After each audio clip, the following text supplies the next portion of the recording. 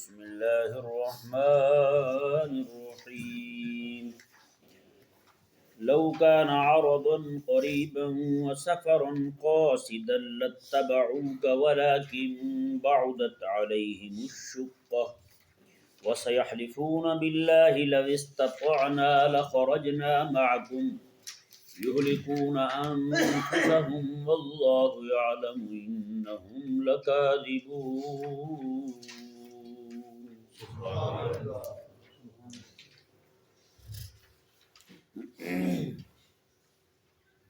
اللہ تبارک و تعالی نے پچھلی آیت کریمہ میں ارشاد فرمایا تھا کہ تم ہلکے ہو یا بوجھل، بوڑھے ہو یا جوان، امیر ہو یا غریب، ہر حال میں تم نے جہاد کے لیے نکلنا ہے۔ اس آیہ مبارکہ میں اللہ تبارک و تعالی نے منافقین کی ایک روش بیان فرمائی، میں کہ لو کان عرضا قریبا و سفرا قاصدا لاتبعوک، میں کہ اگر کوئی سامان قریب پڑا ہوتا، مال غنیمت کا بالکل قریبی ہوتا، و سفرا قاصدا اور سفر بھی تھوڑا ہوتا، معتدل راستہ ہوتا، میں کہ ولیکن بعدت میں لاتبعوک، تو یہ ضرور آپ کے ساتھ جاتے۔ منافقین جو چھٹی لے رہے تھے ان کے بارے میں اللہ تعالیٰ نے ارشاد فرمایا، حبیب پیارے مال غنیمت بھی قریب پڑا ہوتا اور سفر بھی تھوڑا ہوتا تو یہ ضرور جاتے۔ اب چونکہ سفر ہے اتنا 1500 کلومیٹر، 900 میل سے بھی زائد سفر ہے، تو فرمایا حبیب پیارے صلی اللہ علیہ وسلم ان لوگوں کے لیے وہاں سفر کرنا جو ہے نا وہ مشکل لگ رہا ہے۔ جیسے کریم آقا علیہ السلام نے ارشاد فرمایا حدیث پاک میں، عشاء کی نماز نہیں پڑھنے آتے تھے جو منافق لوگ، ان کے بارے میں حضور نے فرمایا، میں ان کو پتہ چل جائے نا کہ بوٹیاں پڑی ہوئی ہیں وہاں پہ یا پائے بنے ہوئے ہیں مسجد میں، آقا علیہ السلام نے ارشاد فرمایا کہ پھر یہ پاؤں سے چل بھی نہ سکتے تو نیچے گھسڑتے ہوئے آتے، مسجد میں پائے بنے ہوئے ہیں وہ کھائیں گے جا کے، ٹھیک ہے نا، تو میں پھر ان کا ازدحام ہوتا مسجد میں، سارے مسجد میں پہنچ جاتے، لیکن کیونکہ یہاں پہ کچھ ملتا نہیں ہے، صرف نماز پڑھنی ہوتی ہے تو اس لیے وہ پیچھے بھاگتے ہیں۔ اللہ اکبر کبیرہ، میرے کریم آقا صلی اللہ علیہ وآلہ وسلم نے کتنی بڑی مثال دی ہے منافق کی۔ منافق جو ہے وہ بھاگتے لنگر دیکھ کے ہے، جی لنگر دیکھ کے جاتا ہے، ہاں جی کچھ بنا ہوا ہے جی، کیا بنا ہے، پہلے پوچھیں گے یہی کیا بنا رہے ہیں جی آپ، لنگر اچھا ہو تو ہم بھی آ جائیں، یعنی انہیں جو وہاں پہ دعوت دی جائے گی دین کی، دین کا بیان ہوگا، قرآن اور سنت بیان کی جائے گی، اس کے ساتھ انہیں کوئی غرض نہیں ہے جی، انہیں کھانے کے ساتھ ہی غرض ہوتی ہے، اسی لیے اشتہار پہ لکھا جاتا ہے فلانی فلانی چیز جو ہے وہ بنائی جائے گی۔ جیسے یہاں پہ ملتان روڈ پہ بڑے بڑے اشتہار لگائے جاتے ہیں، بڑے بڑے پینا فلیکس لگے ہوتے ہیں، دعوت ہریسہ جی، اس میں حضور کے میلاد کا بھی نام نہیں ہے، اشتہار چھپتے ہیں میلاد کا نام اونچا لکھا ہوتا ہے، بڑا بڑا لکھتے ہیں، لیکن انہوں نے کیا کیا، انہوں نے دعوت ہریسہ لکھنا شروع کر دیا جی، لوگوں کو پتہ چلے کہ ہریسہ ہی ہے وہاں پہ اور کچھ نہیں ہے۔ یہ ایک الگ بات ہے کہ اس طرح اشتہار چھپوا کے سڑکوں پہ لگا دینے، پھر بھی یار و مددگار چھوڑ دینے، خود نکل جانا، وہ اشتہار گر گر کے گندی نالیوں میں جاتے ہیں، خدا رسول کا نام لکھا ہوتا ہے، یہ انتہا درجے کی گستاخی ہے اور بے دینی ہے، ٹھیک ہے نا۔ اس سے اہل اسلام کو بچنا چاہیے تاکہ اللہ تبارک و تعالیٰ اور اس کے حبیب کریم صلی اللہ علیہ وآلہ وسلم کے اسماء شریفہ جو ہیں ان کی بید بھی نہ ہو۔ اب تو خیر یہ جو الیکشن ہوئے ہیں، ہر جاہل سے جاہل بندہ، جھوٹے سے جھوٹا بندہ جو ہے اس نے بھی اپنے اشتہاروں کے ماتھوں پر نصر من اللہ و فتح قریب لکھا ہوا تھا۔ انشاءاللہ تو وزیر اعظم سارے ہی ہوتے ہیں نا، انشاءاللہ ایم پی ہے، انشاءاللہ ایم این اے ہیں جی، کہ نہیں سمجھ آئی؟ ہاں، یہ اذا جاء نصر اللہ والفتح، ہاں بندہ پوچھے تو جا رہا ہے کشمیر فتح کرنے کے لیے، تو سفر باندھ رہا ہے تو فلسطین پہ جناب ان کو رہائی دلوانے کے لیے، اسرائیل پہ حملہ کرنے کے لیے، جو تو جناب اس طرح کی آیتیں لکھ رہا ہے، عجیب جہالت ہے۔ تو وہ پھر آیتیں لکھی ساری گندی نالی میں جاتی ہیں، گندی کی جگہ پہ جاتی ہیں، اس طرح کر کے پاؤں کے نیچے آتی رہتی ہیں، گند میں کوڑے میں جاتی ہیں، نعوذ باللہ من ذالک۔ خدا تبارک و تعالیٰ ہدایت دے اس قوم کو۔ یہ قوم جب تک خدا رسول کے نام کا ادب نہیں نہ کرتی تب تک اسی طرح ذلیل رہے گی، ہاں یہ ذہن میں رہے مسئلہ۔ بہرحال کریم آقا صلی اللہ تعالی علیہ وآلہ وسلم نے ارشاد فرمایا ان کے بارے میں، فرمایا کہ ان کو پتہ چل جائے کہ اگر پائے بنے ہوئے نا تو میں پھر یہ گھسٹتے ہوئے بھی آئیں گے، نہ بھی چل سکتے ہو، چلنے کی طاقت بھی نہ ہو، گھسٹتے ہوئے آئیں گے۔ بندہ مومن جو ہے نا وہ ان چیزوں کا غرض تو ہے، کھاتا تو ہے ان چیزوں کو، استعمال تو کرتا ہے، لیکن اس طرح نہیں ہوتا کہ اسی کو مقصود بنا لے۔ مومن بندے کا مقصود اصلی جو ہوتا ہے وہ رب تبارک و تعالیٰ کے دین کی فہم حاصل کرنا ہوتا ہے، ٹھیک ہے نا جی۔ یہ نہیں کہ بریانی پلاؤ ہے، ہریسہ ہے تو دوڑتے ہوئے چلے جائیں، اگر نہاری بنی ہوئی ہے، ٹکے کباب ہیں تو پھر بھاگتے ہوئے چلے جائیں، اگر وہاں پہ جناب انہوں نے کو نہ دیا وہ لنگر کا اپنا جدول، وہ پھر بندہ جائے ہی نہ۔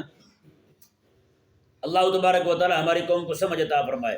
تو میرے آقا علیہ السلام نے ایسے لوگوں کا مزاج بیان کیا ہے، میں کہ یہ لوگ جو ہیں، اب آپ بھی آج بھی آپ کو محفل رکھیں، بہت بڑی محفل رکھنے کے بعد لوگوں کو جمع کر کے لنگر پہلے کھلا دیں اور بیان بعد میں رکھ لیں۔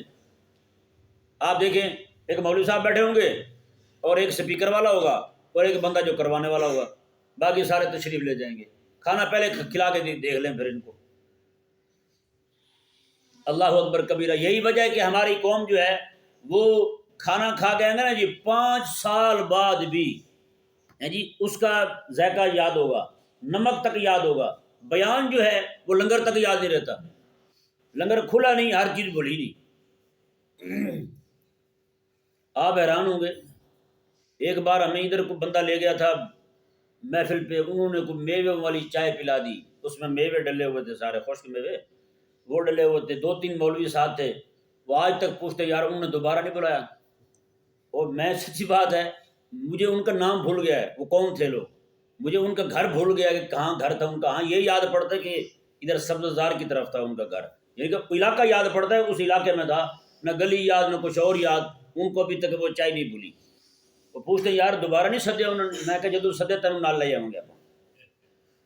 اب بندہ کیا کہے کہ جب سے آپ کے مبارک قدم پڑے ہیں ان کا گھر ہی نہیں رہا، وہاں پہ روانہ ہو گئے ہیں۔ تو یہ حال ہے ہماری قوم کا، نعوذ باللہ من ذالک۔ ان کا اٹھنا بیٹھنا اوڑھنا بچھونا سارا کچھ ان کا کھانا ہی ہوتا ہے۔ اللہ تبارک و تعالیٰ ایسے لوگوں کو ہدایت عطا فرمائے، ان کا مقصود اصلی جو ہے وہ کھانا نہ ہو، کھانا ضرورت ہوتی ہے۔ کیا ہے والا؟ کھانا ضرورت ہوتی ہے۔ یہی وجہ ہے کہ ہم ضرورت کو قربان کر سکتے ہیں، مقصد کو قربان نہیں کرتے کہ نہیں۔ بچے امتحان دے رہے ہوتے ہیں نا تو پڑھنا جو ہے نا وہ اس کا مقصد ہوتا ہے، اس مقصد پر روٹی قربان ہوتی ہے، نیند قربان ہوتی ہے، اور ساری چیزیں جو ہیں وہ ضرورت کی چیزیں جو ہیں وہ ساری قربان ہوتی ہیں کہ مقصد قربان ہوتا ہے۔ یعنی کوئی بچہ جو ہے امتحان قریب آ جائیں تو بچہ جو ہے وہ کھانا کم کر دے گا، کھانا چھوڑ دے گا، بعض اوقات نیند جو ہے وہ کم کر دے گا، راتوں کو گولیاں کھا کے بچے پڑھتے ہیں۔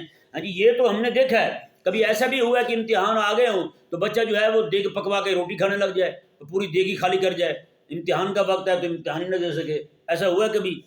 جی ہر قوم کو، ہر بندے کو پتہ ہے اس بات کا، اور بھائی جی مقصد جو ہے نا وہ قربان نہیں ہوتا، ضرورت قربان ہوتی ہے۔ لیکن افسوس اس بات کا ہے کہ ہماری قوم جو ہے وہ مقصد قربان کر رہی ہے، ضرورت قربان نہیں کر رہی، ضرورت کو قربان نہیں کرتی، مقصد کو قربان کر رہی۔ تو بھائی کریم آقا صلی اللہ علیہ وآلہ وسلم کے دین کا فہم حاصل کرنا، کیونکہ میرے آقا علیہ السلام کی آمد کا مقصد کیا تھا؟ اللہ تعالیٰ کا دین پہنچانا، اللہ تعالیٰ کا دین پڑھانا، یعلمہم الکتاب والحکمت ویزکیہم، یہ آقا علیہ السلام کی آمد کا مقصد ہے۔ پوری امت جو ہے وہ غلبہ دین کے کام میں لگ جائے، اللہ تبارک و تعالیٰ کے دین کو غالب کر دے، بھئی یہ مقصود ہے ہمارا، اللہ تعالیٰ کی معرفت حاصل ہو جائے، یہ مقصود ہے ہمارا۔ تو ہم نے کیا کیا پھر؟ جی ہم نے ضرورت کو ہی سارا کچھ سمجھ لیا۔ آج جس کو بھی دیکھیں کھانے پینے پہ اتنا زور ہے، کمانے پہ اتنا زور ہے، جیسے رمضان المبارک کا مہینہ بھی آنے والا ہے، خواتین ہماری پہلے 20 دن تو کچن سے باہر ہی نکلتی ہیں جی، جب اعتکاف کا وقت آتا ہے آخری 10 دن ہوتے ہیں تو خواتین جو ہے وہ بازاروں سے بڑی مشکل گھر آتی ہیں، ہے یا نہیں؟ وہ بازاروں میں گھومتی رہیں گی، ادھر جا رہے ہیں تو ادھر جا رہی ہیں، فلاں خرید رہی ہیں تو فلاں خرید، اور بھائی تم نے تو پوری روحانیت ہی ختم کر دی۔ مقصود جو تھا رمضان المبارک کے مہینے کا کہ بندے کا جو 11 مہینے اس نے رب تعالیٰ کے سے تعلق توڑا ہے، اللہ تعالیٰ کی بارگاہ سے تعلق جوڑ لے، وہ سارے کا سارا گیا۔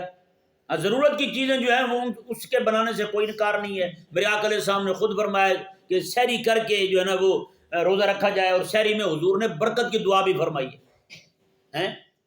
لیکن یہ بھی نہیں کہ جناب 8 قسم کے کھانے بنانے لگ جائیں اور جو کھائے بھی نہ جائیں، اور بندہ جو ہے بیچارہ وہ 4 گلاس پانی کے پی کے اس نے مارنے تراویح میں ڈکا رہے ہوتے ہیں، وہ دھڑل دھڑل کی آوازیں آ رہی ہوتی ہیں تراویح میں، اگلا امام بیچارہ سمجھتا ہے پیچھے سے کسی نے لقمہ دے دیا ہے. کوئی امام بیچارہ ہو بھی نیا نیا ہیں جی، پہلی بار مصلی پہ چڑھا ہو، اس کی تو ٹانگیں کانپ جاتی ہیں. ہوتا نہیں ہوتا ایسا؟ میرے آقا علیہ السلام تشریف فرمائے کہ بندے نے پاس بیٹھے ہوئے آقا علیہ السلام کے پاس ڈکار مار دیا. آقا علیہ السلام لا تجش عندنا، میں ہمارے پاس بیٹھ کے ڈکار نہ مارا کرو تم. اللہ وہ بتائیں یار، جب آقا علیہ السلام اپنے پاس بیٹھے بندے کو ڈکار نہیں مارنے دیتے تو کیا خیال ہے آقا علیہ السلام اپنی امتی کو کہیں گے کہ رب کی بارگاہ میں کھڑا کو ڈکار مارتا رہے زور زور سے تو؟ اور لوگ ہمارے ڈکار بھی ماریں گے تو دھوڑ نکال دیں گے، ایک بار بہت آواز جائے گی باہر، لگے گا ایسے جیسے کوئی بیل ذبح ہو رہا ہے یہاں پہ. بھائی نہیں یار، خدا تعالیٰ کی بارگاہ میں کھڑ. اب بندہ پوچھے نا، کوئی بندہ کی اپنے پیر کے پاس بیٹھ کے بھی ایسے ڈکار ماریں گے؟ وہاں تو جناب سانس بھی روک لیتے ہیں، کہتے ہیں پیر کی بارگاہ کی بے بھی نہ ہو جائے. اور وہ خالق اور مالک کی بارگاہ وہاں بیٹھ کے کھڑے ہو کے جناب اتنے بڑے زور سے ڈکار مار رہے ہوتے ہیں. اللہ تبارک و تعالی ہمیں سمجھنے کی توفیق عطا فرمائے. تو بھائی یہ ضرورت ہے، ٹھیک ہے، ضرورت کو مقصد پر قربان کیا جاتا ہے، مقصد کو ضرورت پر قربان نہیں کیا جاتا. ہاں دنیا جو ہے نا، یہ رہنا، اس میں کمانا، اس میں کھانا پینا، رہنا سونا، مکان بنانا، یہ ضرورت ہے. آخرت ہمارا مقصد ہے. مقصد جو ہے نا، اسے آخرت کو قربان نہیں کرنا، ہم نے ضرورت کو قربان کرنا ہے. آقا علیہ السلام کے غلاموں نے، حضور کے صحابہ نے یہی ہمیں سکھایا ہے. امام حسن رضی اللہ تعالیٰ عنہ مولا کائنات رضی اللہ تعالیٰ عنہ کے شہزادے ہیں. آپ نے دو بار پورا گھر اپنا، فقیر آیا کہنے لگا جی میرے پاس رہنے کو گھر ہی نہیں ہے. آپ نے اسے پکڑا، میں لیا دروازے پہ کھڑا کیا، اپنے بچوں کو باہر نکالا، میں جاتے رہے. 2 بار ایسے کیے، 2 بار ایسے کیے. وہ کئی بار تو آپ نے ایسا کیا، راستے میں کسی نے جوتا مانگ لیا، آپ نے جوتا اتار کے اسے دے دیا، خود ننگے پاؤں گھر پہنچا. کیوں؟ انہیں پتہ تھا بھائی یہ ضرورت ہے. ہاں جی، یہ متاع ہے، متاع قلیل ہے، تھوڑی دیر کے لیے استعمال کرنا، پھر آخرت گھر تو ہمارا آخرت کہنا. آقا علیہ السلام جو ہے نا، وہ جب مسجد نبوی شریف بن رہی تھی تو اس وقت آقا علیہ السلام کے صحابہ جو ترانہ پڑھ رہے تھے، میں کہ کوئی زندگی نہیں ہے سوائے آخرت کی زندگی کے، یہ اشعار پڑھ رہے تھے حضور کے صحابہ. اور اتنا جملہ جو ہے وہ آقا علیہ السلام بھی ساتھ ساتھ پڑھ رہے تھے، صرف اتنا. تو بتائیں نا یار، ہم نے مقصود کو قربان کیا ہے، اسے ضرورت کو قربان نہیں کیا ہم نے. اللہ اکبر کبیرہ. اللہ تبارک و تعالیٰ سمجھنے کی توفیق عطا فرمائے. اللہ تعالیٰ نے یہ منافقوں کی روش بیان کی. میں کہ اگر سامان قریب پڑا ہوتا اور سفر بھی تھوڑا ہوتا، مال غنیمت جو ملنا ہوتا جنگ کے بعد، سامان قریب پڑا ہوتا اور سفر بھی تھوڑا ہوتا تو میں لتبعوک، یہ ضرور جاتے، ولکن بعدت علیہم الشقہ، میں لیکن اب سفر چونکہ دور کا ہے تو انہیں جو ہے وہ بڑا بعید لگ رہا ہے، اتنا سفر کر کے کون جائے وہاں. ہاں جی چلو ٹھیک ہے، ملے گا سامان وہاں پہ، ملے گا سارا کچھ، لیکن اب جائے کون؟ کون جائے؟ جیسے لوگوں نے ایک لطیفہ مشہور کر رکھا ہے مولویوں کے بارے میں، لیکن یہ ذہن میں رہے صرف مولویوں کے بارے میں بھی نہیں ہے، سب کے بارے میں ہے. کہتے ہیں کسی نے پوچھا مولوی صاحب سے ختم پڑھانا ہے آپ سے، انہوں نے کہا جی کہاں جانا ہے؟ انہوں نے کہا جی ہنجروال جانا ہے. انہوں نے کہا کیا بنایا ہے؟ انہوں نے کہا جی دال بنائی ہے. اس نے کہا وہ ہنجروال، اتنا سفر کون کرے؟ کہتے ہیں کہ مولوی صاحب کے پاس ایک بندہ اور آ گیا، اسی مولوی صاحب کے پاس، اس نے کہا جی ختم پڑھنا ہے. انہوں نے کہاں پہ؟ اس نے کہا جی ٹھوکر پہ. انہوں نے کیا بنایا؟ اس نے کہا جی حلوہ بنایا. اس نے کہا یہ ٹھوکر، چلو چلتے ہیں، چلو چلتے ہیں بھائی. تو بھائی یہ صرف مولویوں کے لیے نہیں ہے، ایک کہاوت مشہور کی انہوں نے نعوذ باللہ مولویوں کو ذلیل کرنے کے لیے. حقیقت میں دیکھا جائے تو سب کے کام یہی ہیں، سب کے کام یہی ہیں.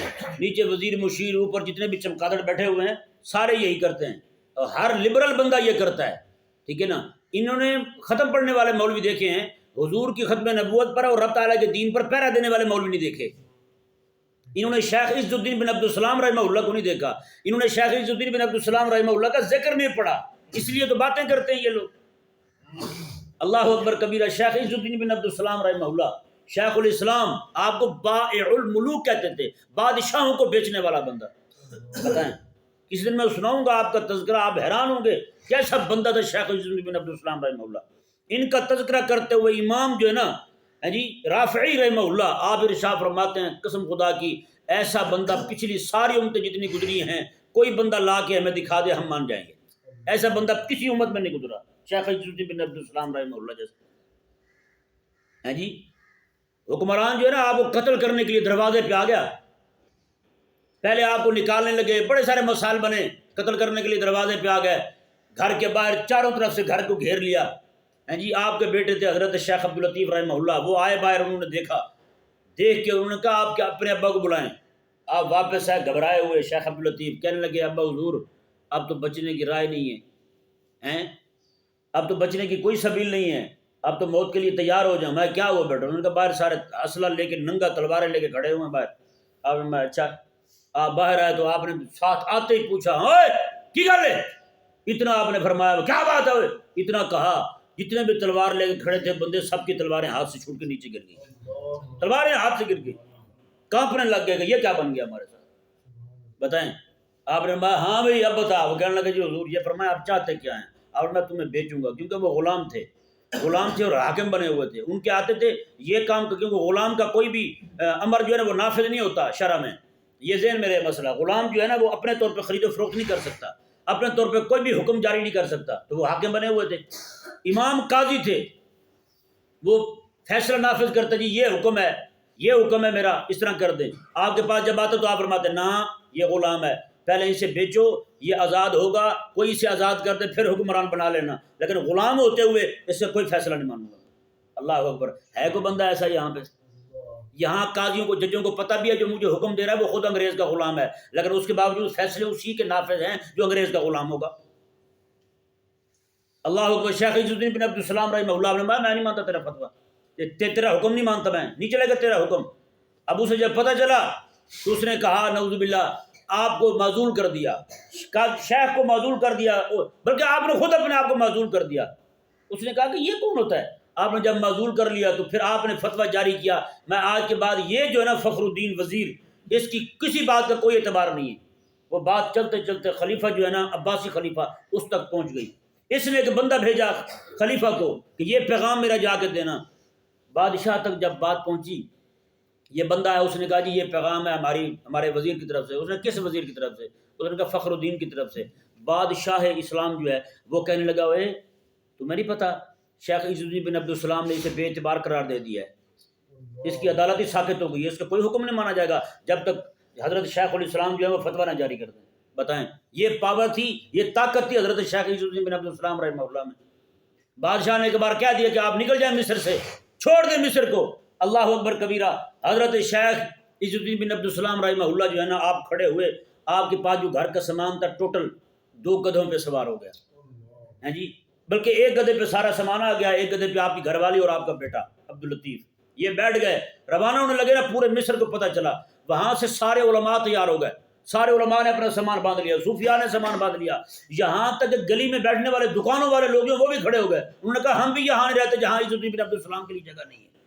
بتائیں، پھر وہاں کے بڑھائی درخان یہ سارے کے سارے، یہاں تک کہ گلی میں صفائی کرنے والے وہ بھی وہاں سے نکلنے کے لیے تیار ہو گئے، ایسے نکلنے لگے مصر سے جی ہاں جی، سارے بھاگ کے پھر بادشاہ کے پاس گیا۔ انہوں نے کہا خدا کا خوف کر، یہ چلے جائیں گے سارے لوگ تو حکومت کس پہ کرے گا تو؟ ہیں کس پہ حکومت کرے گا تو؟ کوئی بندہ ہی بچے گا یہاں، پورا مصر جا رہا ہے اس کے ساتھ، ملک شام کی طرف عازم ہو گئے۔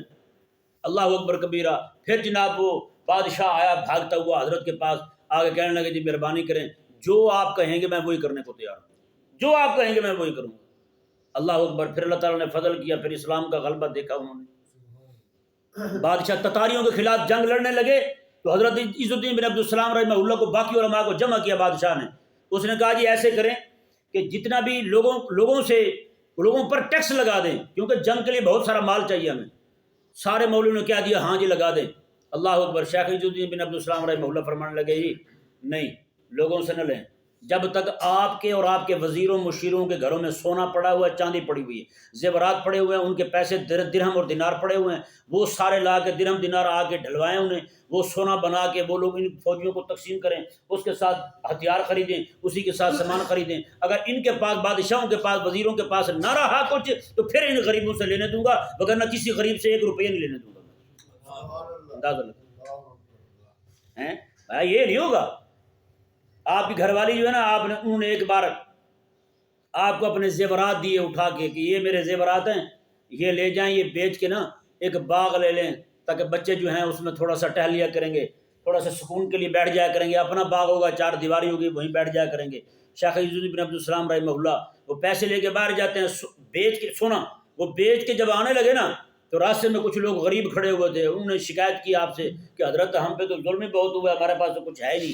آپ نے سارے پیسے انہیں کو بھیج دیے، بانٹ دیے پیسے، سارے پیسے بانٹ دیے۔ بانٹنے کے بعد گھر آئے تو گھر والے پوچھنے لگی حضور باغ خرید لیا ہے؟ آپ نے میں کہ ہاں باغ تو خریدا ہے، لیکن یہاں جگہ تھوڑی تھی، جنت میں خریدا تیرے لیے، جنت میں خریدا ہے۔ وہ گھر والی بھی ایسی تھی، کہنے لگی حضور اللہ تعالیٰ آپ کا سایہ سلامت رکھے، آپ نے بڑا اچھا سودا کیا، اللہ تعالیٰ برکت دے آپ کو اس سودے میں۔ جی بتائیں آج ایسی بیوی بڑھنے دے گی گھر میں؟ اس نے وہیں سے روانہ کرنا، اس نے کہا حضور تھوڑا سا ہم سے دور، ادھر نہ آنا۔ وہ نظر بد دور کہتے ہیں، وہ کہتے ہیں حضرت دور، حضرت دور جائیں بھائی، اللہ تعالیٰ رحم فرمائے۔ جی دیکھیں اللہ تبارک و تعالیٰ نے ارشاد فرمایا وَسَيَحْلِفُونَ بِاللَّهِ لَوِ اسْتَطَعْنَا لَخَرَجْنَا، میں ان قریب قسمیں کھائیں گے آپ کے پاس، آگے کہیں گے لَوِ اسْتَطَعْنَا، اگر ہمیں طاقت ہوتی، ہم کمزور تھے، تبوک کا سفر ہم سے ہو نہیں سکتا تھا شام کا، تو ہمیں کمزوری تھی، لَوِ اسْتَطَعْنَا، اگر ہمیں طاقت ہوتی تو لَخَرَجْنَا مَعَكُمْ، تو ہم ضرور آپ کے ساتھ جاتے، یا رسول اللہ بس مجبوری آ گئی ہے، یہ مسئلہ ہو گیا ہے۔ اب جو بھی بندہ آقا علیہ السلام کے پاس آتا، منافقین میں سے جھوٹے ہیلے بہانے گھڑتا، آقا علیہ السلام اسے اجازت دے دیتے، جو بھی آگے کہتا حضور میں تو ٹھیک ہے بھائی مجھے یہ مسئلہ میں ٹھیک ہے جا بھی۔ اچھا اللہ تعالیٰ نے یہلکون انفسہم، میرے حبیب سے اجازت لے کے جو گھر بیٹھ رہے ہیں نا، یہی اپنے آپ کو ہلاکت میں ڈال رہے ہیں۔ جہاد سے جو کنی کترا رہے تھے انہی کے بارے میں اللہ نے فرمایا اپنے آپ کو ہلاکت میں ڈال رہے ہیں۔ جو جہاد پہ جا رہے تھے اللہ تعالیٰ نے انہیں فاتح، کامیاب اور کامران قرار دیا ہے۔ اس سے ثابت ہوا جو قوم جہاد سے بھاگے، رب تعالیٰ کے قرآن کے اس فیصلے کے مطابق یہلکون انفسہم، اپنے آپ کو ہلاکت میں وہی ڈال رہے ہیں، اپنے آپ کو ہلاکت میں وہی ڈال رہے ہیں۔ جو جہاد پہ جا رہے ہیں چاہے شہید ہو جائیں، وہ ہلاکت میں پڑنے والے نہیں ہیں۔ اللہ اکبر۔ اللہ تعالیٰ نے فرمایا واللہ یعلم انہم لکاذبون، اللہ تعالیٰ نے اللہ جانتا ہے بے شک یہ سارے جھوٹے لوگ ہیں، جتنے بھی لوگ اجازت مانگ کے جا رہے ہیں یہ سارے جھوٹے لوگ ہیں۔ اللہ اکبر کبیرہ۔ تو اللہ تبارک و تعالیٰ نے ان سب کے بارے میں بیان کر دیا، جتنے بھی لوگ اجازت مانگ رہے تھے آقا علیہ السلام سے اور گھر بیٹھنے کو خواہاں تھے کہ یہیں بیٹھے رہیں، ہمیں سفر نہ کرنا پڑے۔ جی اگر سفر قریب کا ہوتا تو ہم چلے جاتے، مال ملنے کا یقین ہوتا تو ہم چلے جاتے، لیکن یہاں مال ملنے کا یقین نہیں ہے اور سفر بھی دور کا ہے، موسم بھی گرمی کا ہے، تو مختلف بہانے گھڑے انہوں نے، ہمارے گھر میں کوئی نہیں ہے، میری دادی بیمار ہے، میرا فلانا بیمار ہے، تو اس طرح کر کے انہوں نے بہانے کیے۔ بہانے کرنے کے بعد وہ سارے کے سارے گھر بیٹھے رہے، ان میں کوئی بھی بندہ جو ہے وہ جہاد پہ نہ جا سکا، سوائے چند بندوں کے۔ کچھ لوگ ان کے گئے بھی تھے، وہ چھوٹے چھوٹے گئے تھے، بڑے بڑے جو خرنان قسم کے لوگ تھے وہ سارے پیچھے رہ گئے۔ ان کا ذکر جو ہے انشاءاللہ عز و جل کل آئے گا۔ اللہ تبارک و تعالی سمجھنے کی توفیق